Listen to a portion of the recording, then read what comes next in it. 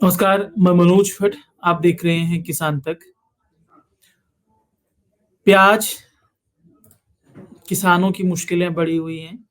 प्याज के दाम को लेकर महाभारत में महाभारत जारी है।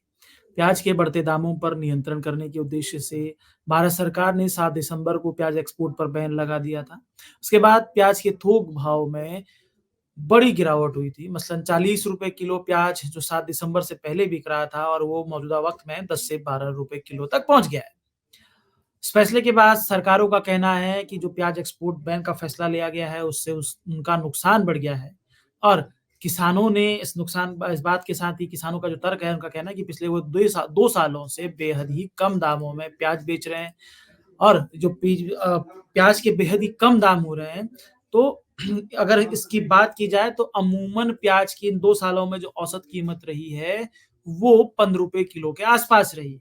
वहीं किसानों का तर्क ये भी है कि प्याज की जो लागत है वो 20 से ₹25 प्रति किलो तक है। ऐसे में प्याज किसानों का कहना है कि उनकी मुश्किलें और बढ़ी हुई हैं। वहीं इसका एक दूसरा पहलू है जो प्याज के उत्पादन में बढ़ोतरी और प्याज नुकसान पर भी लाइक खोलता है, जो प्याज नुकसान में किसानों के दुःख और पीड़ा को भी दिखाता है, किसानों की परेशानियों को भी। बेशक प्याज उत्पादन के मामलों में भारत ने पिछले कुछ दशकों में बढ़ोतरी दर्ज की है, लेकिन प्याज की बर्बादी मौजूदा वक़्त में भी किसानों के लिए बड़ी चुनौती है। किसान अक्सर कहते हैं कि कम लागत और प्याज की बर्बादी से उन्हें नुकसान उठाना पड़ जाता है, उनका नुकसान बढ़ जाता है। आइए आज जानते हैं प्याज बर्बादी की कहानी, साथ ही जानेंगे कि प्याज किसानों को प्याज बर्बादी पर कैसे और कितने बार नुकसान होता है। ये जानकारी उन आम उपभोक्ताओं को सोचने के लिए मजबूर कर सकती है, जो प्याज के बढ़ते दामों पर हाय तौबा मचाने लगते हैं और सरकारी दाम नियंत्रण के प्रयासों से अ, किसानों को नुकसान होता है। ये पूरी कहानी प्याज की बर्बादी पर है। प्याज के दाम जिस तरीके से कम हुए हैं और उसमें लागत भी किसानों को नहीं निकल पा रही है, वो शुद्ध तौर पर किसानों का नुकसान है। लेकिन प्याज की बर्बादी पोस्ट हार्वेस्टिंग की जो किसानों का लॉस होता है, उसकी तरफ हम आप सबका ध्यान ले जाना चाहते हैं, खासकर आम उपभोक्ताओं का जो प्याज के दामों पर लगातार अ, चाहते हैं कि कम हो, साथ ही साथ नीति निर्माताओं की तरफ भी ध्यान ले जाने की कोशिश है। असल में सबसे पहले प्याज की प्रकृति को समझना होगा, नेचर ऑफ ओनियन समझना होगा। प्याज जल्दी खराब होने वाला आइटम है। अ, असल में दुनिया भर के जितने भी फूड आइटम हैं, उनकी शेल्फ लाइफ के हिसाब से उनको 3 श्रेणी में रखा जाता है, जिसमें पेरिसेबल, सेमी पेरिसेबल और नॉन पेरिसेबल श्रेणियाँ शामिल हैं। पेरिसेबल यानी जल्द खराब होने वाले फूड आइटम हैं, उसमें मांस, दूध, दही, डेयरी प्रोडक्ट व सब्जियों को रखा जाता है, जबकि नॉन पेरिसेबल आइटम में अनाज जैसे खाद्य पदार्थों को रखा जाता है। जबकि फलों के साथ प्याज, आलू सेमी पेरिसेबल आइटम की सूची में शामिल है। इसका मतलब यह है कि प्याज को 2 महीने तक ही स्टोर किया जा सकता है। अब प्याज की बर्बादी पर सीआई जिसे हम लोग बोलते हैं post harvesting institute central institute of post harvest engineering and technology Ludhiana क्या कहता है? असल में प्याज की जो फसल कटाई के बाद जो प्याज का नुकसान होता है उसको लेकर जिसे कह सकते हैं कि प्याज बर्बादी की जानकारी को लेकर central institute of post harvesting engineer and technology Ludhiana ने एक स्टडी कराई थी। 2018 में जो रिपोर्ट इसकी सामने आई है वो कहती है खास कर उस स्टडी के लिए सेंटर ने इंस्टीट्यूट ने देश के जो 6 एग्री क्लाइमेटिक जोन है वहां से नमूनों को एकत्रित किया, सैंपल एकत्रित किए अपनी स्टडी के लिए और उसके बाद प्याज के नमूनों का प्याज बर्बादी का नुकसान का प्याज बर्बादी का अनुमान लगाया है। Central institute of post harvesting engineering and technology Ludhiana का जो अनुमान है वो ये कहता है कि गुजरात में कुल फसल का 5.49% प्याज जो है वो बर्बाद हो जाता है पोस्ट हार्वेस्टिंग यानी कि फसल की कटाई के बाद। ये समझिए कि अगर एक किसान ने के एक खेत का टुकड़ा है, अगर एक खेत से 1 कुंटल प्याज होता है, तो 5 किलो प्याज जो है पोस्ट हार्वेस्टिंग के बाद बर्बाद हो जाता है।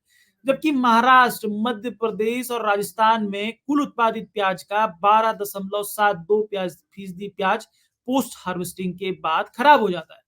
वहीं एक अलग डाटा है जो रिजर्व बैंक की रिपोर्ट में निकल कर सामने आता है। रिजर्व बैंक यानी कि भारतीय रिजर्व बैंक के कॉलेज ऑफ एग्रीकल्चर बैंकिंग ने 2018 में प्रकाशित एक रिपोर्ट की थी प्याज पर, जो कहती है कि भारत में कुल उत्पादित प्याज का लगभग 60 से 65% प्याज जो है वो घरेलू स्तर पर ही खप जाता है। हमने आपको बताया था कि दुनिया भर में प्याज के मामले में भारत नंबर दूसरा उत्पादक है, तो वहीं महाराष्ट्र, गुजरात, राजस्थान, मध्य प्रदेश ये प्याज के प्रमुख उत्पादक राज्य हैं। ऐसे में जो प्याज का जो उत्पादन होता है, महाराष्ट्र सबसे अव्वल है, इस बात को समझना होगा। जैसे जो प्याज का उत्पादन होता है उसका 60 से 65% प्याज घरेलू स्तर पर ही खप जाता है, तो वहीं 15 से 20% ही प्याज एक्सपोर्ट होता है, जबकि बाकी बचा हुआ 20 से 25% प्याज फसल कटाई के बाद नमी और अंकुरण की वजह से, प्याज में जो अंकुरण होता है उसकी वजह से खराब हो जाता है। तो ये समझना होगा कि आरबीआई की ये रिपोर्ट क्या कहती है, किसानों की पीड़ा समझनी होगी कहां पर होगा। वहीं ये रिपोर्ट एक चीज और कहती है, यहाँ पर नमी और अंकुरण की वजह से खराब होती है, तो वहीं सूखने की वजह से भी 25% प्याज का वजन कम हो जाता है। ये रिपोर्ट ये कहती है, वो रिपोर्ट मैं आपको बताऊंगा, उससे पहले प्याज को हमें समझना होगा, ये आम उपभोक्ताओं को, किसान इस बारे में बेहतरी से जानते हैं, लेकिन किसानों की एग्रीकल्चर प्रैक्टिसेस के बारे में आम उपभोक्ता और नीति निर्माताओं को ज्यादा से ज्यादा समझना होगा, क्योंकि जब तक किसान और आम उपभोक्ता प्याज किसानों की या किसी भी देश के किसानों की एग्रीकल्चर प्रैक्टिसेस यानी एग्रीकल्चर करने के तरीके को नहीं समझेंगे, तो वो उनकी पीड़ाओं को भी नहीं समझ सकते हैं। असल में प्याज की महाराष्ट्र में 3 स्तर पर खेती होती है, जिसमें रबी, खरीफ और पोस्ट खरीफ की खेती होती है। अगर हम इनको बांटने की कोशिश करें, रबी सीजन वाली प्याज जो है वो 3 से 5 महीने तक आसानी से स्टॉक हो जाती है, क्योंकि उसमें नमी नहीं होती। जबकि खरीफ सीजन वाली प्याज को स्टॉक करना किसानों के लिए बेहद ही मुश्किल होता है, क्योंकि इसमें नमी अधिक होती है, तो खराब होने की स्थितियां भी बहुत ज्यादा होती हैं। तो वहीं जो रिपोर्ट कहती है, भारतीय रिजर्व बैंक के कॉलेज ऑफ एग्रीकल्चर बैंकिंग जो 2018 में रिपोर्ट प्रकाशित हुई है, वो ये कहती है कि स्टॉक में यानी कि भंडारण में सूखने से प्याज की जो बर्बादी है वो उस अवधि में 20 से 25% तक होती है। यानी कि अगर एक किसान ने 100 कुंटल प्याज स्टॉक करके रखा है, तो संभवतः 80 से 75 कुंटल ही प्याज किसानों को मिलेगा। उसके बाद इस बात को समझना होगा। वही रिपोर्ट ये भी कहती है कि नासिक में ज्यादातर किसान प्याज की फसल काटने के बाद प्याज को सीधे बाजार में ले आते हैं, क्योंकि उनके पास प्याज स्टोर करने की सुविधा ही नहीं है। ऐसे में इस बात को बहुत मैं जोर देकर आपके सामने रखूंगा, खासकर आम उपभोक्ता नीति निर्माताओं को इस बात को समझना होगा कि ऐसे में जब मौजूदा वक्त में प्याज एक्सपोर्ट बंद हो, घरेलू बाजार में प्याज के दाम जो है वो 40 रुपए प्रति किलो से 12 रुपए किलो तक पहुंच गए हो, 10 रुपए किलो तक पहुंच गए हो, और लगातार इसमें संभावना नीचे चले जाए। और पोस्ट हार्वेस्टिंग जो है, पोस्ट हार्वेस्टिंग यानी कि फसल के बाद प्याज खराब होने के आंकड़े मैंने आपके सामने रखे, सूखने से प्याज का वजन कम होने के आंकड़े मैंने आपके सामने रखे। तो इन हालातों में जब प्याज की लागत अधिक आ रही है, तो प्याज किसानों के हिस्से आने वाला नुकसान और उनकी पीड़ा को बेहद ही जरूरी है कि समझा जाए, क्योंकि प्याज किसान जिस चुनौतियों का सामना करके प्याज की खेती करते हैं, उसके बाद प्याज की खेती करने के बाद भी उनको किन किन स्टेजेस पे नुकसान उठाना पड़ता है, किन किन लेवल पर नुकसान उठाना पड़ता है, और जब वो फसल बाजार में आती है तो बाजार में भी उस फसल को वाजिब दाम नहीं मिल पाता है, क्योंकि दुनिया भर में बेशक प्याज जो है वो लग्जरीज आइटम है, लेकिन भारत में प्याज जो है सस्ती प्याज को लेकर एक संग्राम रहा है। और ये सस्ती प्याज का संग्राम कब जाके खत्म होगा, ये बहुत चुनौतीपूर्ण है। लेकिन इसके पीछे सस्ती प्याज के संग्राम की जो कहानी है, उसके पीछे किसानों के हिस्से नुकसान है, किसानों के हिस्से पीड़ा है, किसानों के हिस्से दर्द है। ये सोचना, ये समझना बेहद ही जरूरी है। जरूर बताइएगा कि आपको ये हमारी कोशिश कैसी लगी। अगर आपको हमारी कोशिश अच्छी लगती है तो शेयर, सब्सक्राइब, लाइक जरूर कीजिएगा। इसी के साथ ही इजाजत दीजिए, आप सबसे फिर मुलाकात होगी। अगर ये वीडियो आपको पसंद आया है तो इसे लाइक जरूर करें।